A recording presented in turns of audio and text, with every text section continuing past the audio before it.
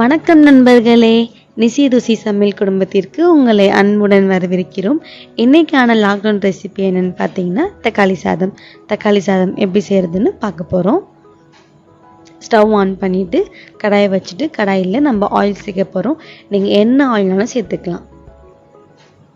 நான் 5லேருந்து 6 table spoon எண்ணெய் சேர்த்துட்டு எண்ணெய் நல்லா காஞ்சதும் அதில் கடுகு, உளுந்தம்பருப்பு, கொஞ்சமாக சோம்பு சேர்த்து அது நல்லா பொரிஞ்சதும் கருவேப்பிலை, வெங்காயம் சேர்த்துருக்கேன். நான் ஒரு நல்ல பெரிய சைஸில் இருக்கிற வெங்காயத்தை கட் பண்ணி சேர்த்துருக்கேன். மீடியம் சைஸ் வெங்காயம் அப்படின்னா 2 சேர்த்துக்கணும். தக்காளி சாப்பாடுக்கு எப்பயுமே வெங்காயம் கொஞ்சம் கம்மியாக இருக்கணும், தக்காளி அதிகமாக இருக்கணும். இது ரொம்ப முக்கியம். இப்போது இந்த வெங்காயம் வதங்க தேவையான கல்லுப்பு சேர்த்து வதக்கிறேன். அதோட கூட 10லேருந்து 12 பல்லு பூண்டு இடித்து வச்சுருக்கேன், அதையும் சேர்த்து நல்லா வதக்கணும். வெங்காயம் ரொம்ப பொன்னிறமாக ஆகணும்னு அவசியம் இல்லை, ஓரளவுக்கு வந்தால் போதும். இப்போது இதில் ஒரு பச்சை மிளகாவை சும்மா இந்த மாதிரி உடச்சி சேர்த்து வதக்குறேன்.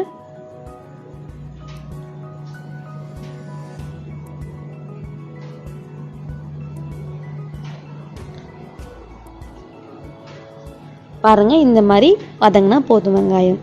இப்போது நான் அரிஞ்சு வச்சுருக்கதான 4 மீடியம் சைஸ் தக்காளி சேர்க்குறேன். தக்காளி நல்லா பழமாக சேர்த்துக்கோங்க.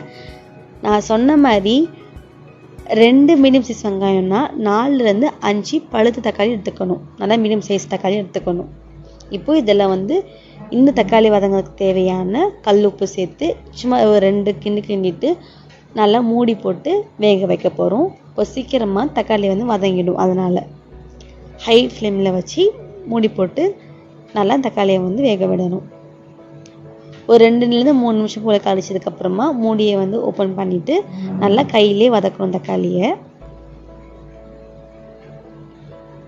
தக்காளி நல்லா வதங்கினது இப்போ நம்ம மசாலா சேர்க்க போகிறோம்.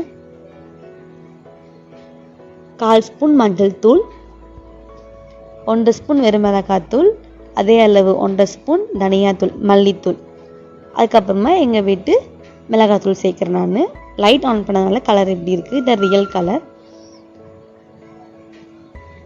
நீங்கள் குழம்பு மிளகாத்தூள் இல்லைன்னா வீட்டில் என்ன பண்ணுங்கன்னா 2 ஸ்பூன் வெறும் மிளகாத்தூள், 2 ஸ்பூன் தனியாத்தூள், அதாவது மல்லித்தூள் சேர்த்து நம்ம வதக்கணும். குழம்பு தூள் இருந்தால் அதுக்கேற்ற மாதிரி நம்ம அட்ஜஸ்ட் பண்ணிக்கணும்.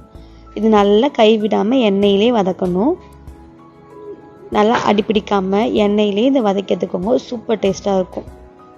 பார்த்திங்களா, நல்லா வதங்கிச்சு. இப்போ அந்த எண்ணெய் தண்ணியை பிரிஞ்சு வந்துருச்சு. இப்போ நான் இதில் கொஞ்சமாக எடுத்து வைக்க போகிறேன். ஏன்னா இப்படி சாப்பிட விரும்புகிறவங்க இப்படி சாப்பிடலாம். இந்த மாதிரி எண்ணெயில் வதக்கி சாப்பிட்டா செம்ம டேஸ்ட்டாக இருக்கும்.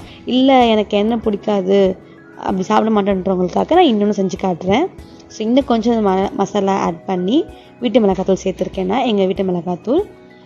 அப்புறமா ஒரு சின்ன கிளாஸில் 2 கிளாஸ் தண்ணி சேர்த்துட்டு கொஞ்சமாக அதுக்கு தேவையான உப்பு சேர்த்துட்டு இது நல்லா அந்த பச்சை வாசனை போகிற வரைக்கும் இது பண்ணிவிட்டு நல்லா வதக்கிட்டு ஒரு மூடி போட்டு ஒரு 3லேருந்து 4 நிமிஷம் போல் ஸ்லோ ஃப்ளேமில் வச்சு நம்ம இதை நல்லா சுண்ட விடணும்.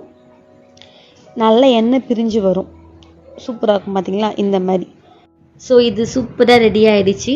மேக்ஸிமம் நம்ம சவுத் இண்டியன் ரெசிபி இதை பேஸ் பண்ணி தான் இருக்கும்.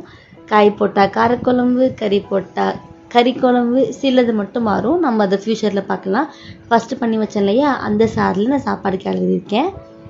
இது நான் செகண்ட் பண்ண சார்லையும் சாப்பாடு கிளறியிருக்கேன். நம்மளோட சுவையான தக்காளி சாப்பாடு ரெடி ஆகிடுச்சு. தக்காளி சாதம் ரெடி. இது என்னோட மோஸ்ட் ஃபேவரட்டான ஒரு சாதம். ஸோ கண்டிப்பாக இதை ட்ரை பண்ணி பாருங்கள் வீட்டில். இந்த வீடியோ பிடிச்சிருந்துச்சி அப்படின்னா நம்ம சேனலுக்கு சப்ஸ்கிரைப் பண்ணுங்கள், லைக் பண்ணுங்கள். உங்களுக்கு என்ன ரெசிபி வேணுது கமெண்ட் பண்ணுங்கள். தேங்க்யூ ஃபார் வாட்சிங். பாய்.